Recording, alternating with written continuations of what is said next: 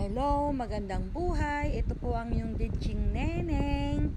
Isa po akong OFW dito sa Cambodia. Ngayon po ay Chumban holiday dito.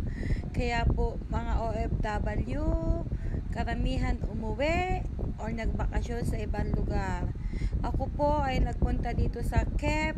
Dagat po siya. Ayan.